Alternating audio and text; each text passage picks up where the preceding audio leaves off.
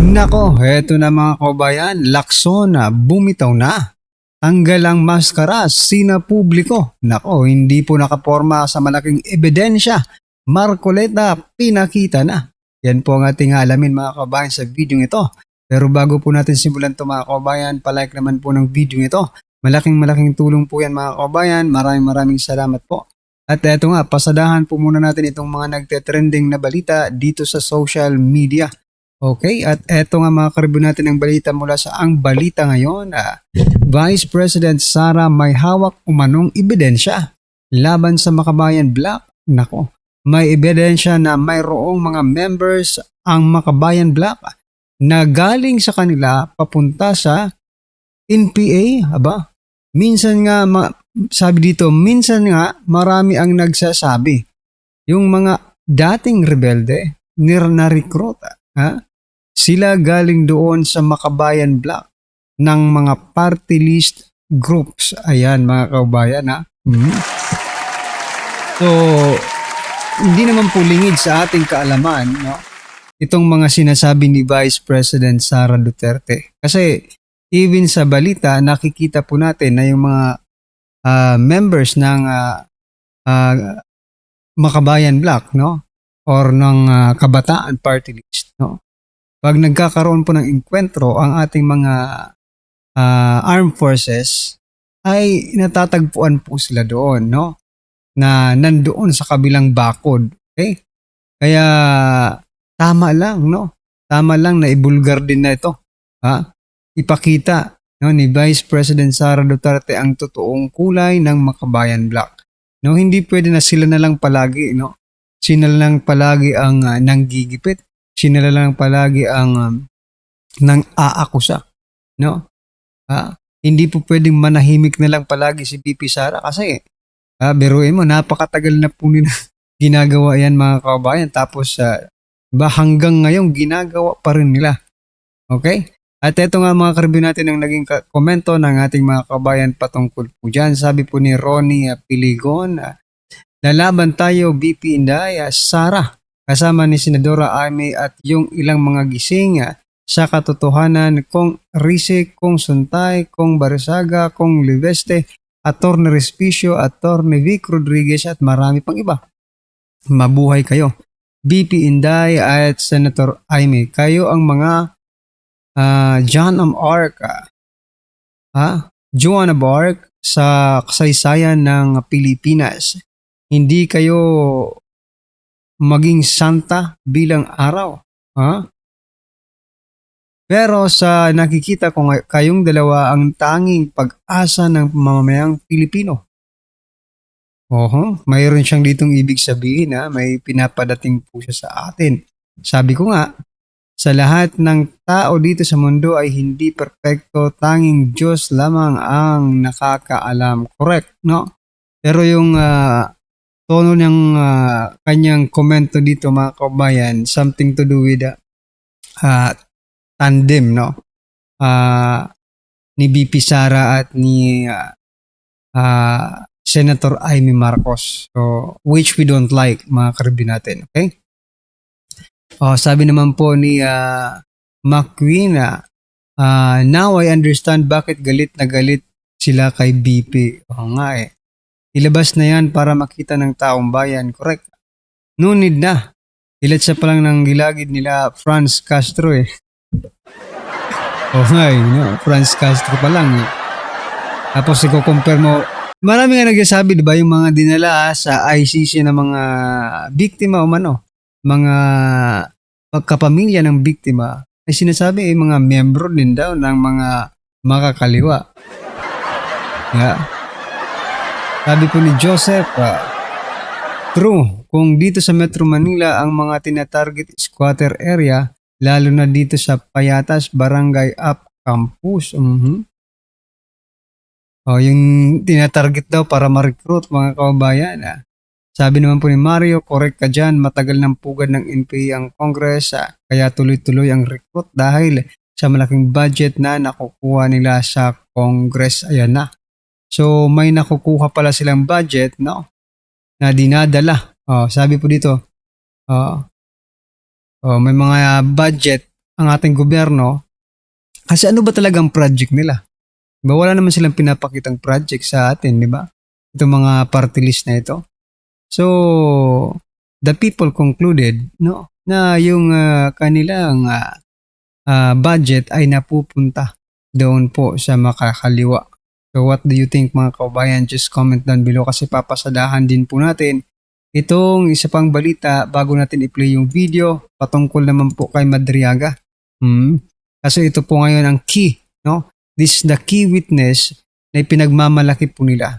Biruin mo isa pong kidnapper si Madriaga, mga kaubayan. Okay? Pag sinabi po nating kidnapper something, di ba?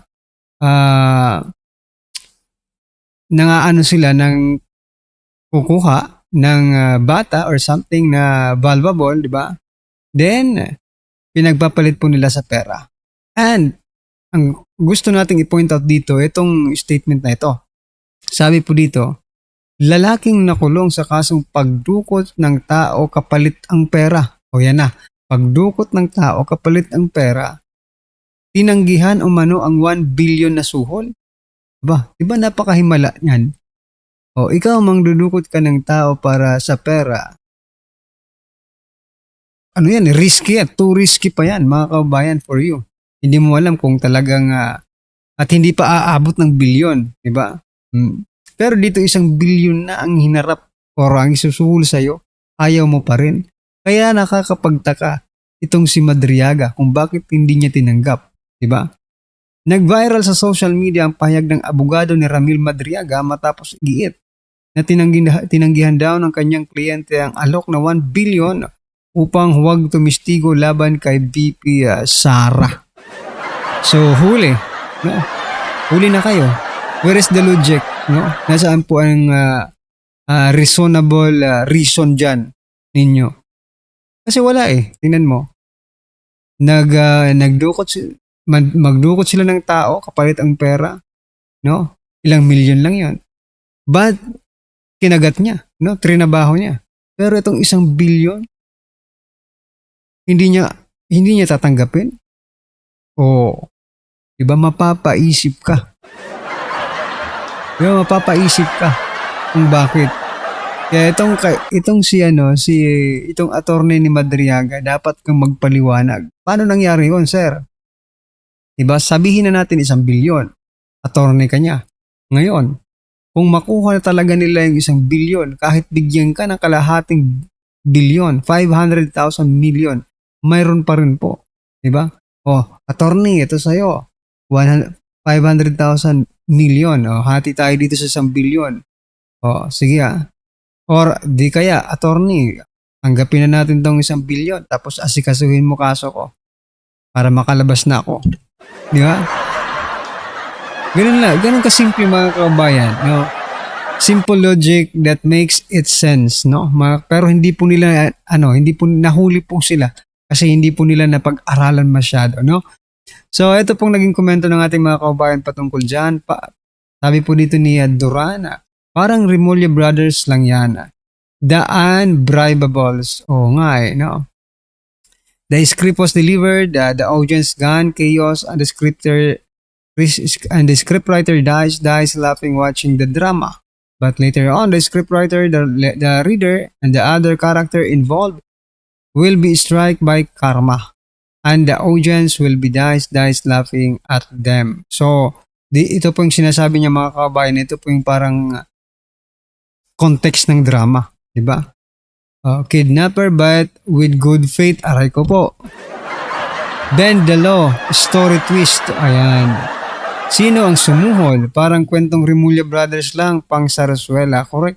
Bakit kaya? Yan yung sinasabi ko Sa panahon ngayon, billion po ang suhulan. No, billion po ang suhulan dito. Billion po ang pinag-uusapan. Grabe, di ba? Parang hindi nakapanipaniwala. Linakihan nyo kasi ng masyado No? Kaya yan, hindi na naniniwala yung taong bayan. Dapat sana ginawa nyo lang, ilang pesos lang muna, di ba? Tapos palaki ng palaki. Mas maganda ang drama. Ngayon, paano nyo palalakihin yan? Malaki na. Bigla 1 billion agad. Dapat sana 500,000 muna. Diba? 300,000. Ito 1 billion agad Kaya walang naniniwala. Anyway, eto mga kababayan, pakinggan at panoorin na po natin yung video. Eto na po. Ito po ang magiging topic natin for today. Ito ang sinasabi ni Lacson. Yung 805 billion, kung i-deliver mo yan, kahit araw-araw, 24 oras ka nagtatrabaho, aabutin ka ng 5 taon. O, dito pasisinungalingan natin itong matagal ng sinungaling na si Lacson. Sipin mo, Blue Ribbon Chairman, ganito mag-uugali. Di ba? Saan ba sasakay itong mga... May helicopter pong ginagamit. May jet pong ginagamit. Hindi po sa kalabaw sasakay ito, ha. Hindi to 1800 nasasakay sa kalabaw o sa kabayo. May van po, may SUV, may private jet, may helicopter. Lacson naman. Yang sinasabi mong yan, lalabas ka talagang tanga. Makakalimutan, napaka-importante sa atin. I-like nyo po itong video na ito. Sana pagpasok pa lang nyo, i-like nyo na. Malaking suporta po yan sa atin. Kakalimutan, subscribe. Libre lang po yan. Walang bayad. Nakalagay po dyan. Check nyo lang. Ito ang balita ngayon. Trending at pinag-uusapan ngayon sa mundo ng social media. Ang tiumano'y balitang. Ito ang balitang dapat malaman ng taong bayan na pilit tinatago at pilit ayaw di umanong ipalabas ng mga bayarang media sa palasyo, kamara at senado sa publiko. Pero bago ang lahat, kung bago ka pa lamang sa channel na ito at kung gusto mo ang mga balitang politika, ay please huwag kalimutang mag-like, subscribe at i-click ang notification bell para mas maging updated ka palagi sa lahat pa ng mga bagong video na i-upload namin. At ito na nga mga kababayan. Simulan po natin dito kay Attorney Lacson. Kilala niyo po si Attorney Lacson? Ang taas ang kamay ng hindi pa nakakakilala kay Attorney Lacson. Dito po natin sisimulan ang ating topic patungkol dito sa kanyang style. 1960s ang style ng... Ito po ang magiging topic natin for today. Ito ang sinasabi 1960s ang style ng leadership ni Lacson.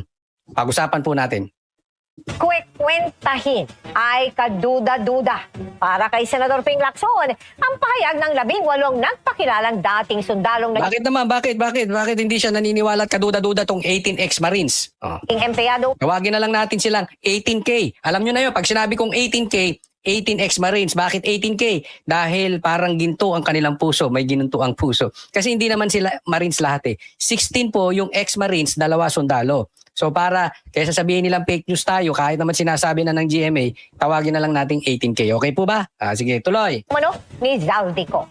Ayon kay Lacson, kung ipagpapalagay na totoo ang sinabi nilang nag-deliver ng 805 billion pesos na nakamaleta, kahit anya 24 oras na magtrabaho ang mga nag-deliver, ay aabutin sila ng 5 taon. Okay. Eto ang sinasabi ni Lacson. Yung 805 billion, kung i-deliver mo yan, kahit araw-araw, 24 oras ka nagtatrabaho, aabutin ka ng 5 taon. O, dito pasisinungalingan natin itong matagal ng sinungaling na si Lacson. Pasok. Matapos yan, kabilang dyan ang pagbubuhat, pagbibilang, pagbabalot at pagde-deliver ng pera. Pagbabuhat, pagbibilang, pagdi-deliver, pagbabalot. 5 taon? Magdi-deliver lang? Sinimulan anya nila ito noong 2023 ay sa 2028 pa sila matatapos. Kinwestiyon din niya kung magkano ang natira para kay Ko na So, eto lang ang kay Lacson, no? Pag gusto, no? Eto Lacson na, baka hindi mo pa naiintindihan yung ating kaugalian, di ba? Sabi nga, or kasabihan, okay? Pag gusto, maraming paraan. Pag ayaw, maraming dahilan, okay? For example na lang ngayon, kung gusto talaga nilang ma-deliver yan, gagawan nila yan ng paraan. Kaya nga sila gumamit ng helicopter, van, at kung ano-ano pang ginamit nila, di ba? O, ngayon, kay Lacson naman, ayaw niya kaya marami po siyang dahilan.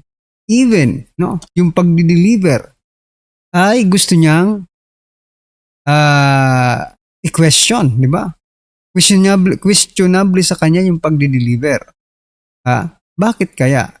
Malamang, itong mga 18 sundalo ay nagsasabi ng totoo. No? Kasi hindi niya na kayang counterin yung mga sinasabi. Okay? Doon na lang siya bumabanat sa proseso. Diba? Yung credibility ng mga sundalo, parang hindi niya na kayang tibagin. Okay? Doon na lang siya bumabanat sa proseso.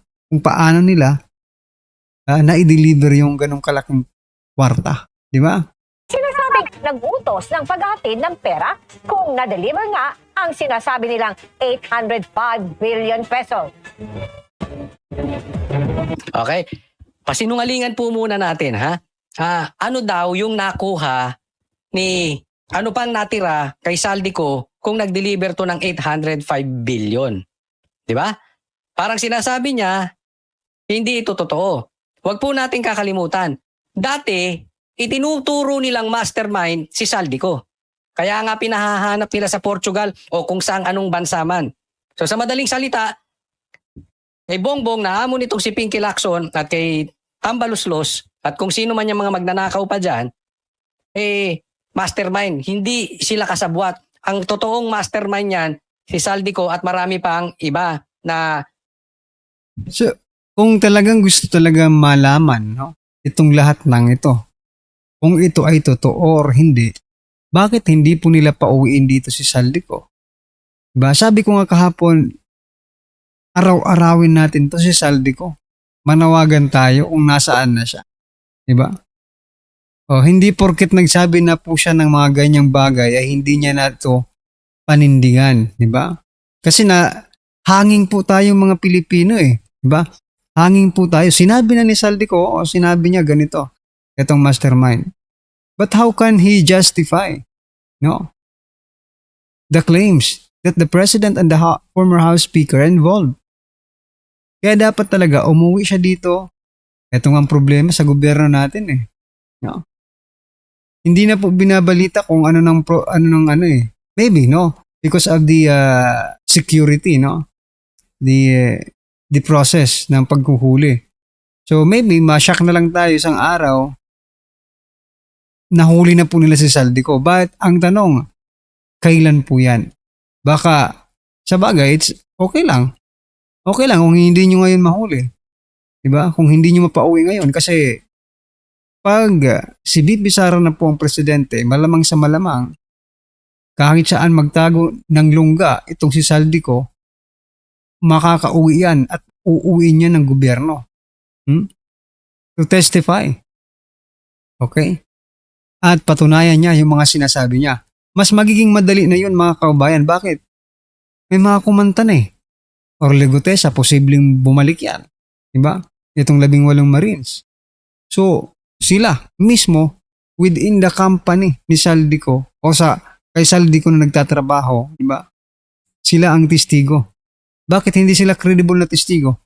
Sila po ang nagdi-deliver Sila po ang may pinaka-highest personal knowledge, okay?